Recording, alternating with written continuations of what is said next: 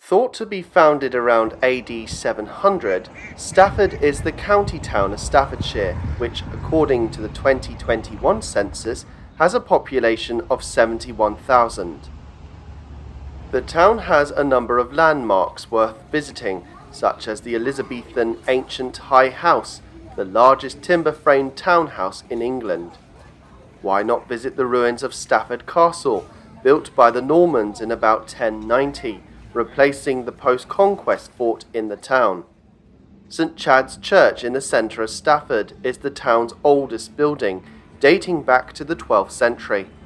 Last but not least, why not visit the Shire Hall, built in 1798 as a courthouse and office for the Mayor and Clerk of Stafford?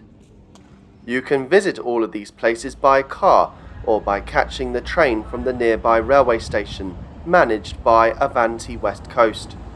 The station has 5 through platforms used by 3 train operating companies, serving various destinations throughout the country. Many of the trains are bound for London Euston, whilst others head north towards the northwest of England and Scotland.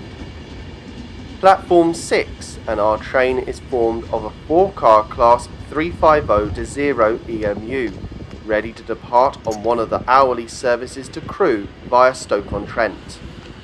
Today we shall be travelling over the Potteries Line from Stafford to Crewe via Stoke-on-Trent, calling at all stations en route, a distance of 30 miles.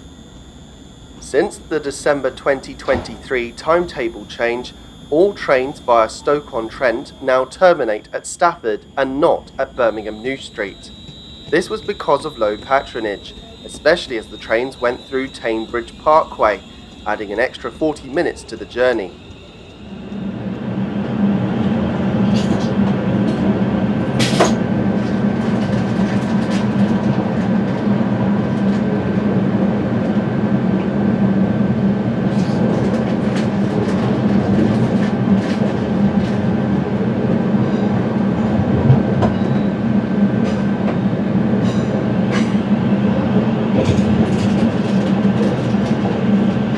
Diverging to the left and right was where 2 former railways used to leave us. The first to the left was the route to Shrewsbury, opened by the Shropshire Union Railway and Canal Company in 1849. The former branch to the right was opened in 1867 by the Stafford and Uttoxeter Railway to Uttoxeter. The Uttoxeter Railway closed as early as 1939, whilst the Shrewsbury line closed 30 years later in 1969, a familiar victim to Dr. Beeching's axe. Stafford and subsequently Crewe stations were opened by the Grand Junction Railway on the 4th of July 1837. The GJR was built to provide a link between the Liverpool and Manchester and London and Birmingham railways to form the first intercity trunk railway in the world. By 1846, the London and Northwestern Railway was formed, the company being moulded by the merger of the Grand Junction, London and Birmingham, and Manchester and Birmingham railways.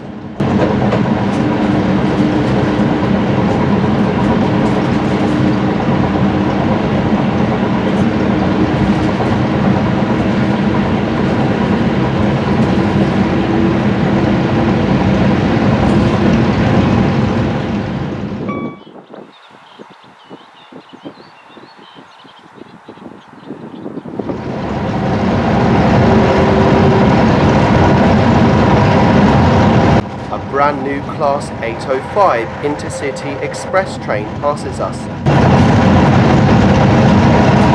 We pass beneath the M6, the first of 3 such crossings in total.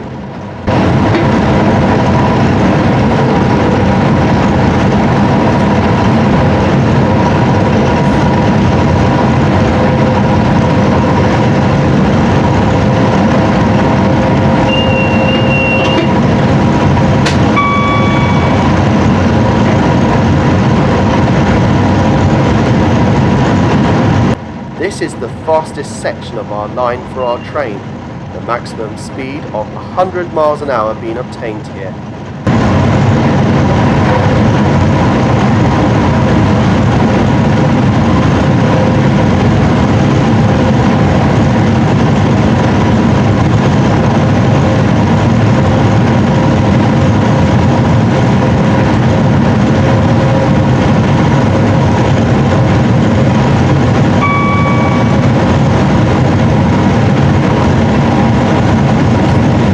This was the site of Great Bridgeford Station, which opened with the line and closed in 1959.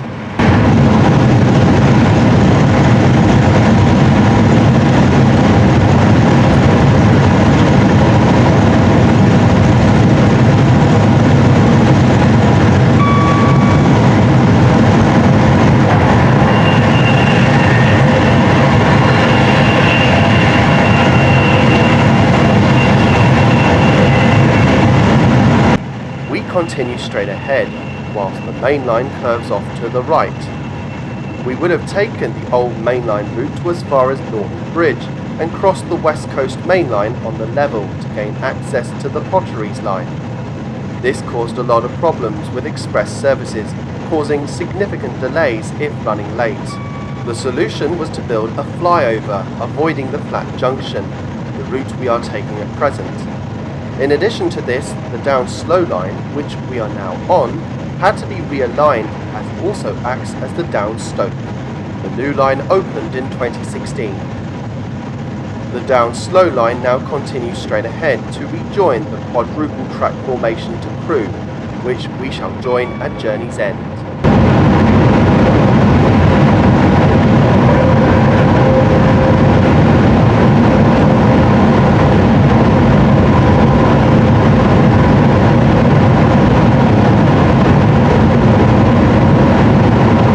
Here we cross the WCML.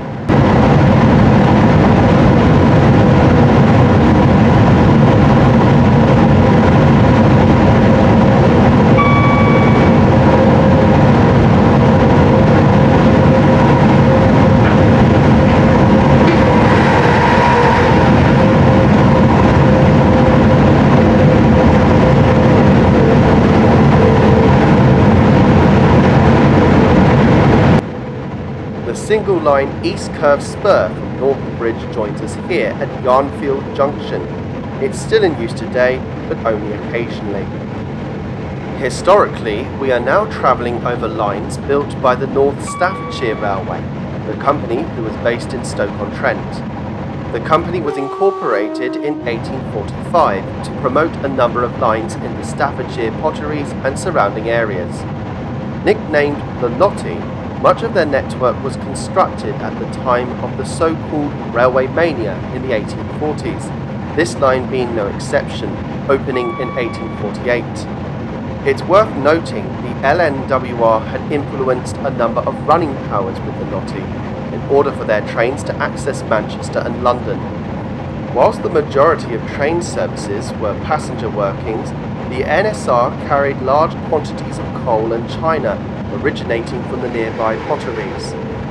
The North Staffordshire had a large network indeed, but an even larger network lay around it, and there were several attempts to amalgamate with one or more of the other companies that adjoined it. None of these came to fruition, and NSR remained an independent company right up until railway grouping in 1923.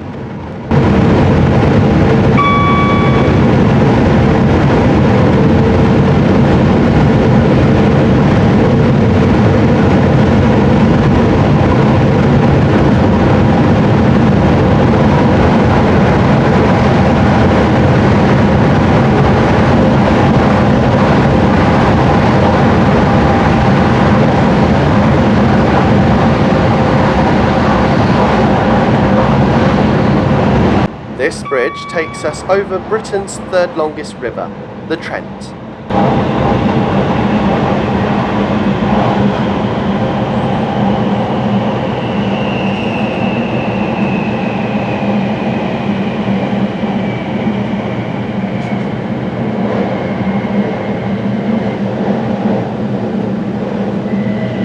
On the approach to Stone, we cross the Trent and Mersey Canal, which parallels the railway all the way to Kidsgrove.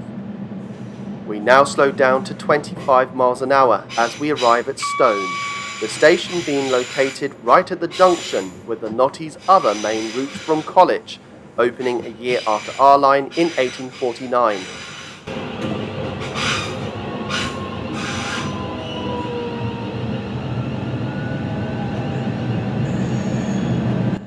A cross-country Class 220 Voyager, en route from Manchester Piccadilly to Bristol Temple Meads. Stone's original station was located north of here, but relocated to its present location when the College Line opened. Still open today, Avanti services from London and Manchester are the sole users of the line. There were platforms on that line, but when under the control of the LMS, they were removed along with all the other intermediate stations in 1947. The magnificent station building can be appreciated from this shot, still standing from the very first day and constructed to a design by Sir Henry Arthur Hunt. Now a Grade 2 listed building, it was refurbished in 2003 for community use by the Stone Town Council.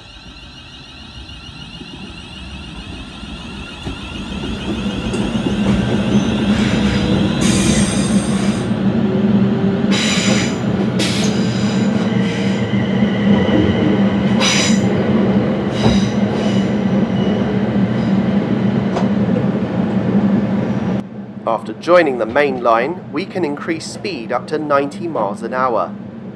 Notice the boarded up crossing keeper's house, protected by listed status.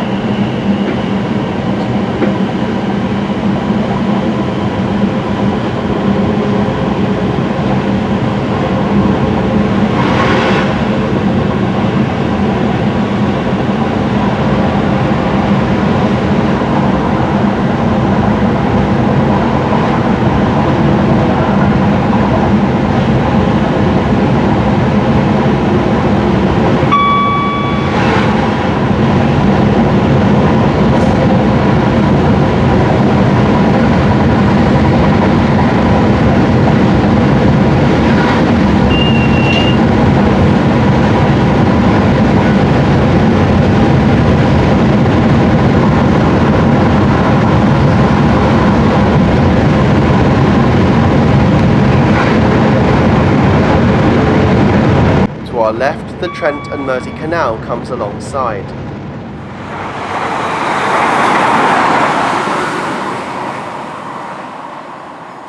Built by James Brindley and opened in 1777, the 93.5-mile canal starts at Derwent Mouth in Derbyshire and ends at the River Mersey via the Bridgewater Canal. These days, most of the UK's canals have lost their main source of trade and are used entirely for leisure.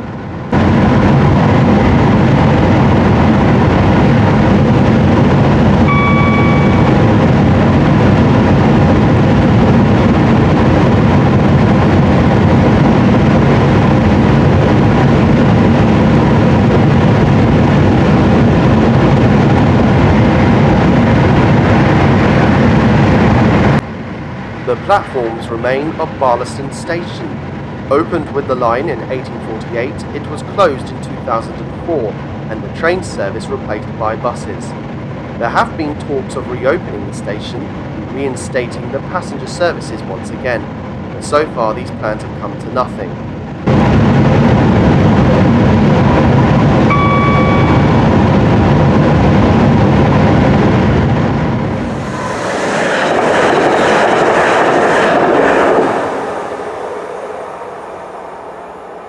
Wedgwood was also closed in 2004, and unlike its neighbour, there are no plans for the station to be reopened. The station was opened as a halt in 1940 to serve the China Clay factory and was classified as a station in 1965. If the station hadn't closed, many passengers could have alighted here for the Grand Barlaston Hall.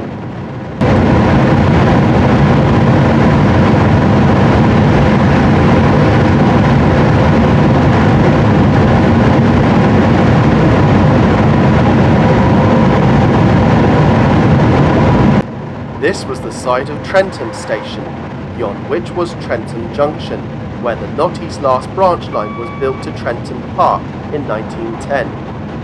It was built to serve Trentham Gardens, and provision had been made for this route to be extended to Newcastle under Lyme, but with the outbreak of the First World War, the project was abandoned. A steel bridge was constructed for the anticipated extension, but it never carried a train and remained as the so-called Bridge to Nowhere until 1940, when it was dismantled for scrap for the Second World War effort. The line closed in 1957, while the station itself survived a few more years until 1964.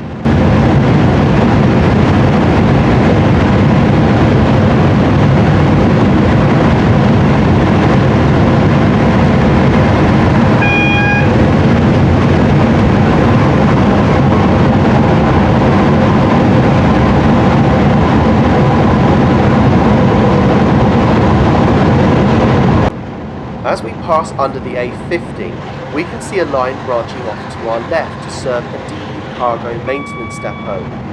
This was also the site of Sideways Halt, opened in 1905 as part of the NSR steam rail motor service between Trentham and Silverdale, in order to compete with new modes of road transport. The steam rail services used to be formed of 1 or 2 coaches, hauled by a small steam locomotive. The buses and cars obviously won the battle, and the small halt was closed by the LMS in April 1923.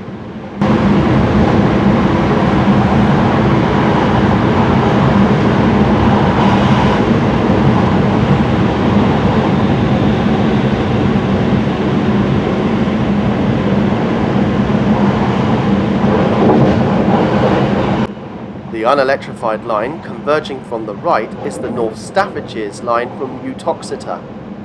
Having opened in the same year as our line, it's the route taken by East Midlands Railway services between Derby and Crewe.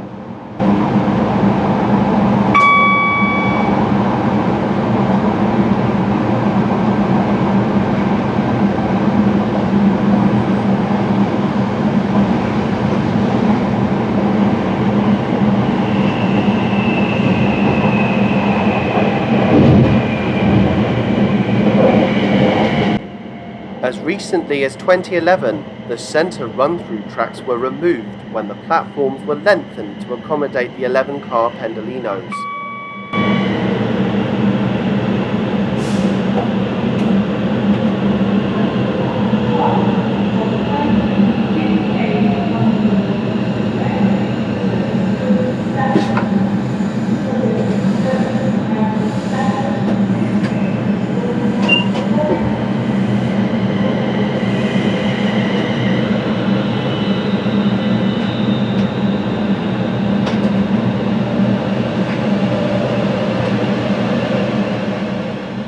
Two 4-car units fulfill the hourly train service between Crewe and Stafford throughout the day.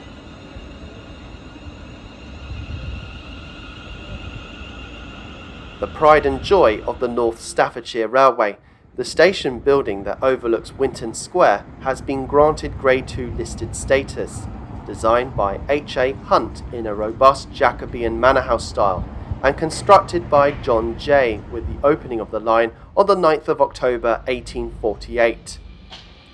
This served as the Knotty's headquarters right up until railway grouping, and today the station is managed by Avanti West Coast.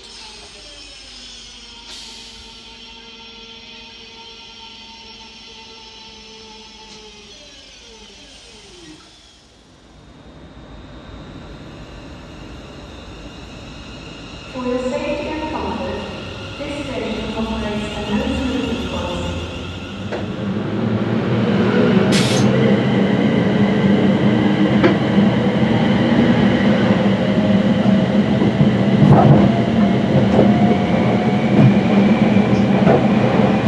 We can see Stoke-on-Trent Signalling Centre, coming into use in 1966 as a panel box, but an electronic workstation was installed in 2003.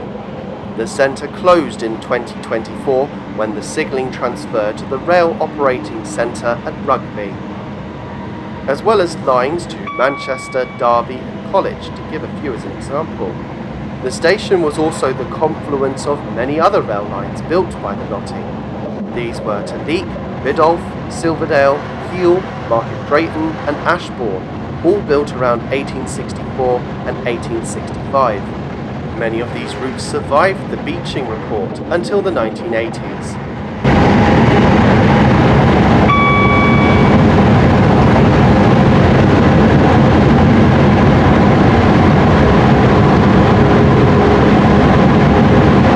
The track layout is unusual, though it points to the fact that this was where a station was located at Etruria. Opened with the line in 1848, it closed in 2005. Beyond the closed station was where the Potteries Loop Line diverged.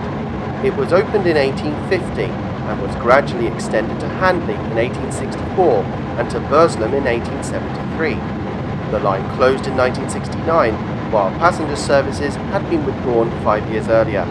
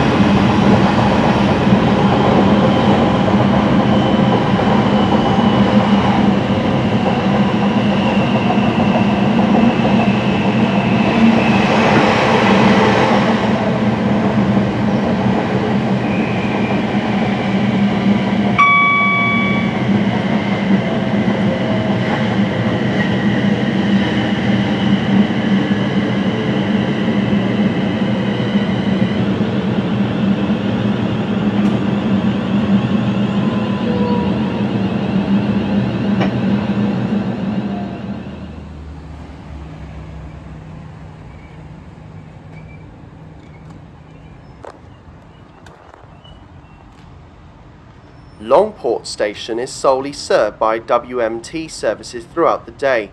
The only exception are the 2 morning Northern Electric services to Manchester Piccadilly and a couple of EMR services in the morning and evenings. The station dates from day 1 and was called Burslem until 1873.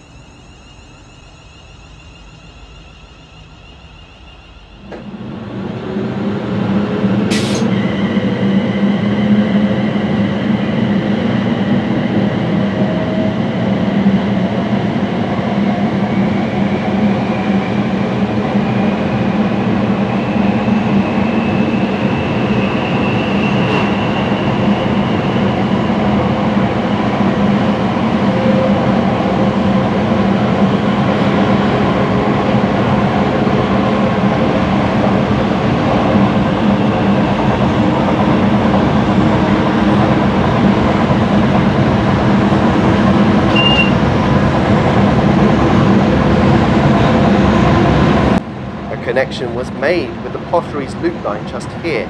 It led off to the town of Tunstall between 1875 and 1964.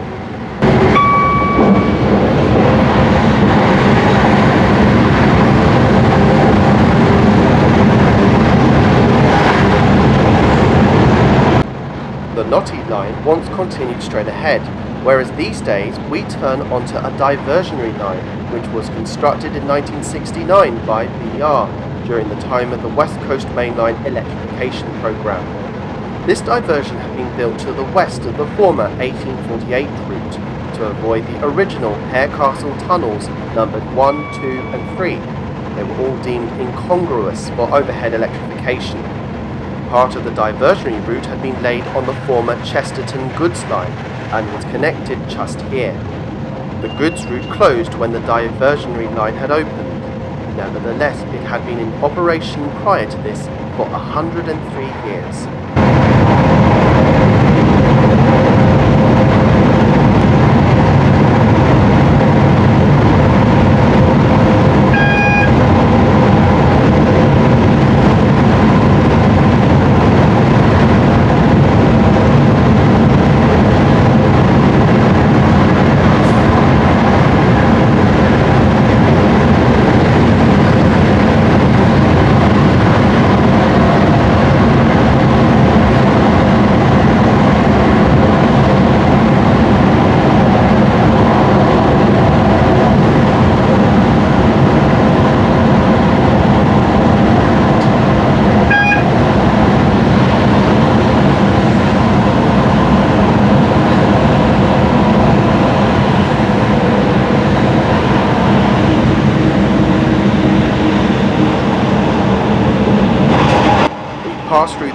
308-yard-long Harecastle Tunnel and rejoined that of the original 1848 railway.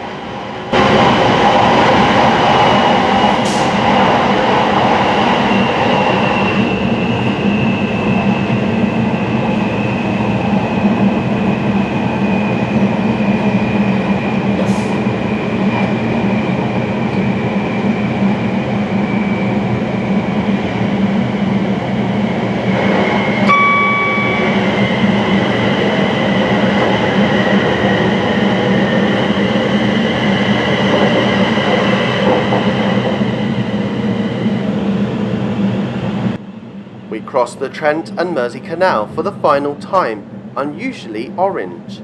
Many refer to this as the Chocolate River, but the reason why the canal is orange or brown at this point is because of the natural discoloration of the groundwater containing iron oxide. We slow on the approach to Kidsgrove with a 15 mph maximum and turn onto the line to Crewe, which again opened at the same time as the other lines, 1848.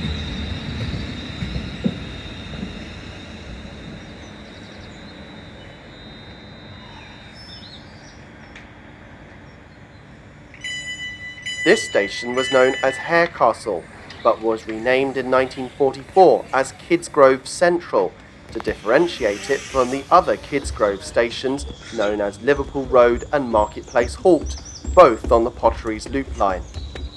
The platforms on the main route are used by Northern Class 323 EMUs on the local stopping service from Manchester Piccadilly to Stoke-on-Trent.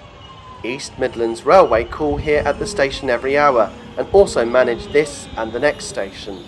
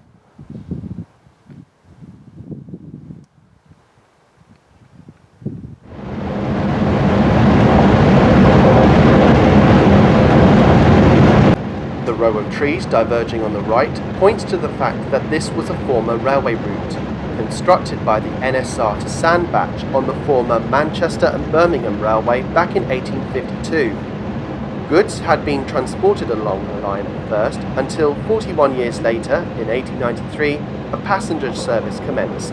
They didn't last long though, ending in 1930, with goods continuing until 1964, and in 1971 the track was lifted.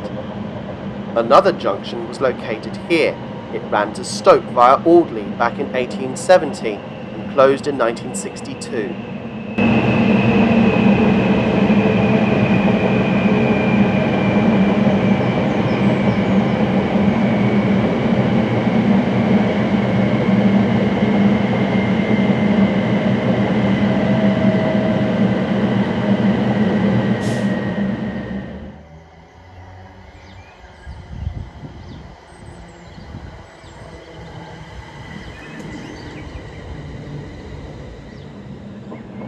We arrive at Alsager. It opened with the line and retains many original features, such as the station building on the downside, once again in private usage.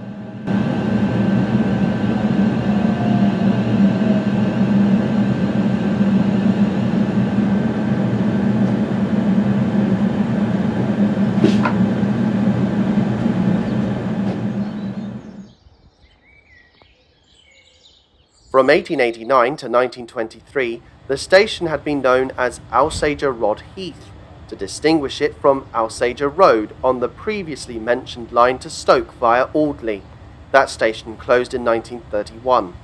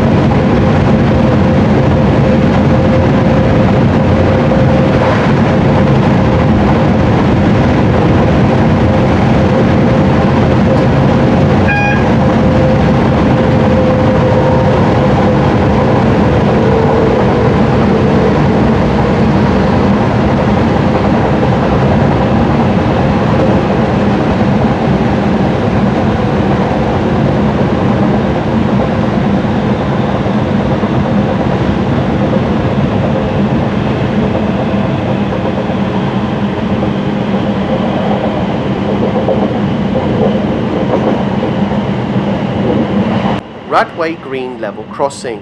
It was the site of the former station of Radway Green and Bartholomew, first taking the name Radway Green until the suffix was added in 1909. The station closed in 1966.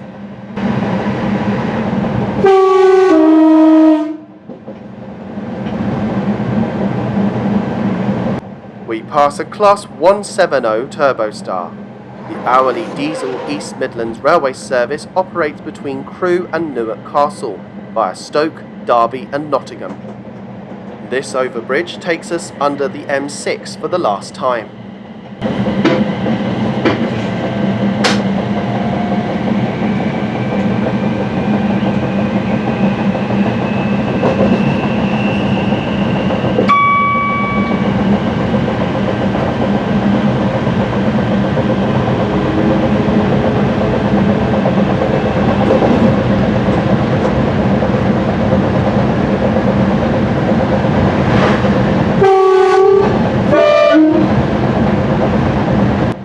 Between Bartholomew and North Stafford junctions, the line is single and worked on the track circuit block system and is controlled from the signalling centre in Crewe.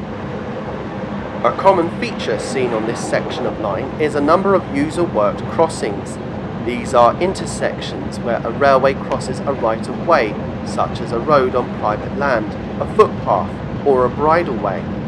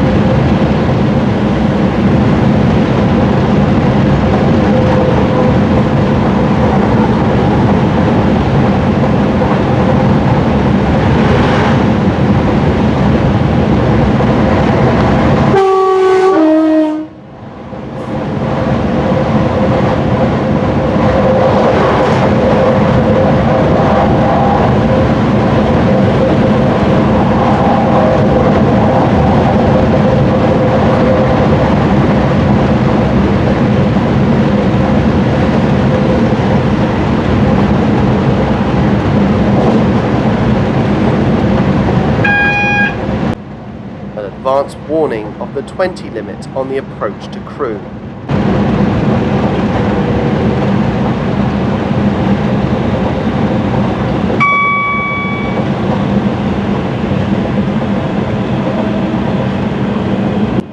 Notice the generous formation as we cross this bridge. You can see that the line was laid with double track. This is North Stafford Junction, the end of the single line.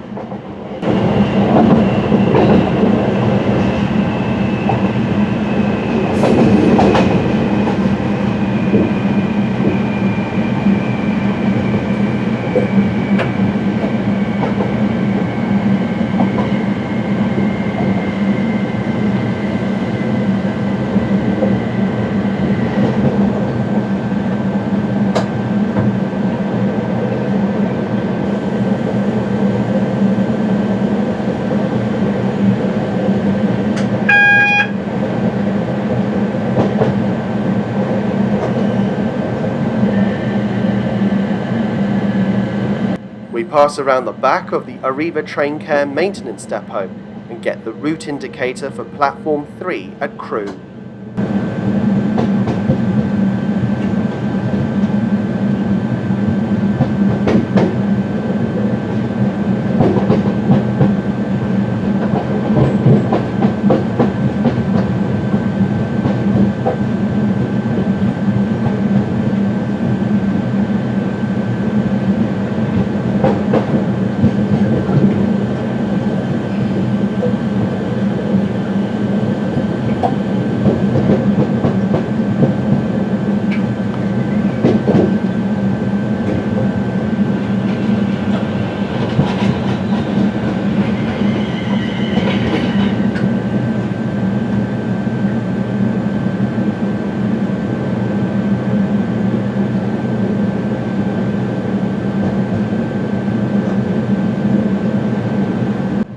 Crewe South signal box still stands, but dilapidated. Out of sight to our left, the route to Shrewsbury converges, opened in 1858 by the LNWR. Today it is the domain of Transport for Wales services towards Shrewsbury, Cardiff, Carmarthen and Milford Haven.